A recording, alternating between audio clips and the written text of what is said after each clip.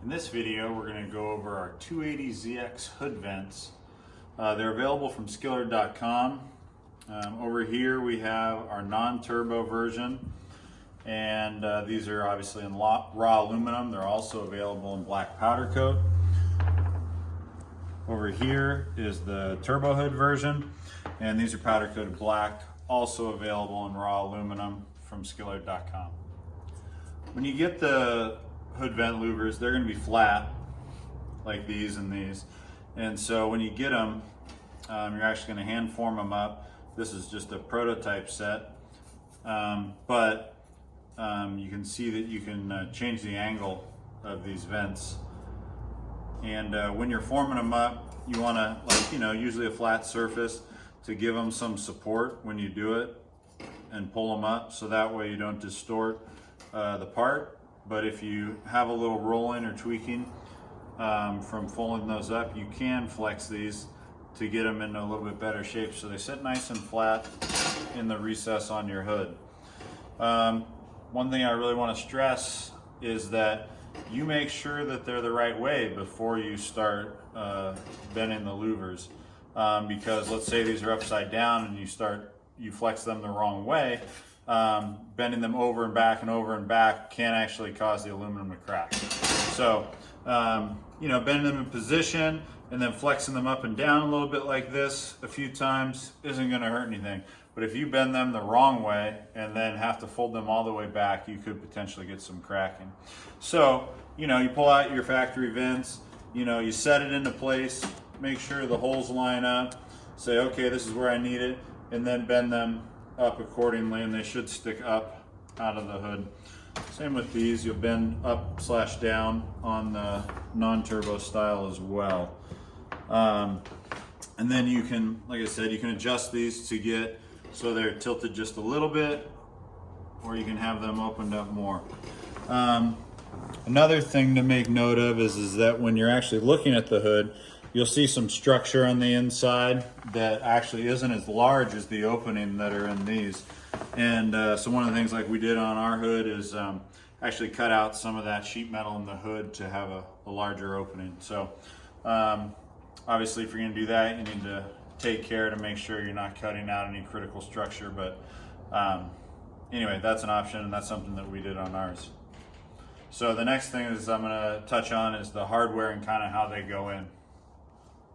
So on the non-turbo hood vents, the hardware is a little bit different than the turbo, but after you bend the slats and get them relatively close to where you want them, once you get it all bolted on the hood, you can adjust them if you need to. The hood's folded up, so it's helpful to have a second set of hands. You could do it by yourself, but easier with two people. And so you'll take the stainless steel button head screws and they'll go through it. And one of the things on the non-turbo is there's a gap between where this sits on the hood and where it'll secure from the back. And so if you just go and you try to take a nut, there's an air gap in between here. And if you over tighten it, you'll bend the louvers or the hood vents. And so one of the things you'll need to do is you'll need to slide on these spacers. So that way when you put it in there, this is setting against the mounting surface, and they're the correct height. So that way this edge sits in the recess on the hood, and so this sits nice and snug when you tighten this, and but it also has a hard stop from this nylon bushing. And so for some reason your hood's tweaked and you find that it's not tightened, you tighten it all the way down and it's got a gap, like it's not pulling it tight enough. You could always sand a little bit off this nylon if you needed to get a little shorter, or you could grab a washer if for some reason it feels like it's over tightening, and add a little space to it. But on the non-turbo hoods we tested, these by themselves worked ideal on all of them that we checked. So anyway, put that in there, and then what we were able to do is just use these M5 flange nuts.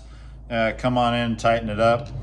You could also use some of these washers if you need slightly larger diameter. For example, if the holes in your hood are a little bit larger, but basically do that to all 3 holes, so 3 holes in each vent, 6 total, and bolt it down, so pretty easy installation.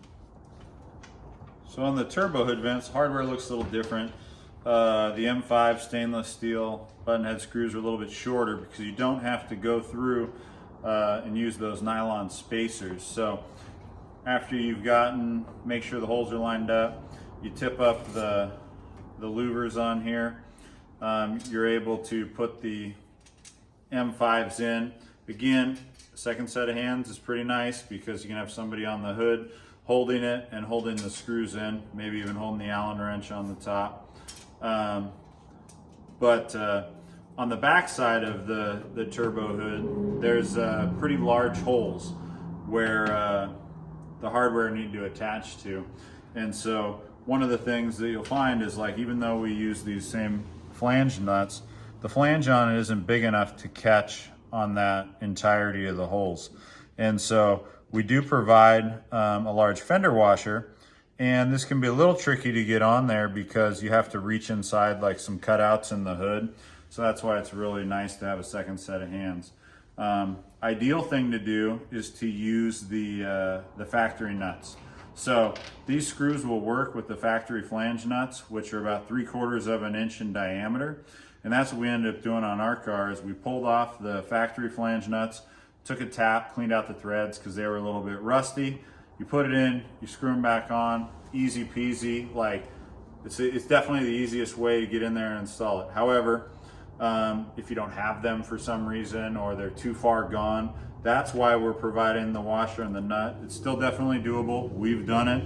We installed it all. You know, it just took a little bit more work to make sure that when you're putting the washer on the back side and the nut, that you could actually get it in there without the washer falling out. So these definitely do work. But if you have the factory, like I said, the flange nuts that came with it, you can use those. They come with some rubber bushings that are inside of them, and ours were pretty cracked out, and so we just popped them out and used the nut as though it's a regular flange nut. If for some reason yours are ideal condition, it's very feasible that you could just leave that rubber bushing inside of those nuts. But anyway, they just basically sit into place, and then these line up with the holes that are already in the hood. And whether you use the washer and the nut that's provided in the kit or the factory one, you just put them on and tighten them from the backside. You definitely want to make sure they're snug, but just like anything, you don't want to over tighten them and crush things. So these again are for the turbo style hood. This is the powder coated black finish. These are also available in raw aluminum in case you want to color match them or throw a clear on them and leave them raw. These are for the non-turbo style hood. Again, these are raw aluminum, and comes with the hardware with the spacers. These are available from Skillard.com. If you have any questions, please email us at sales@skillard.com.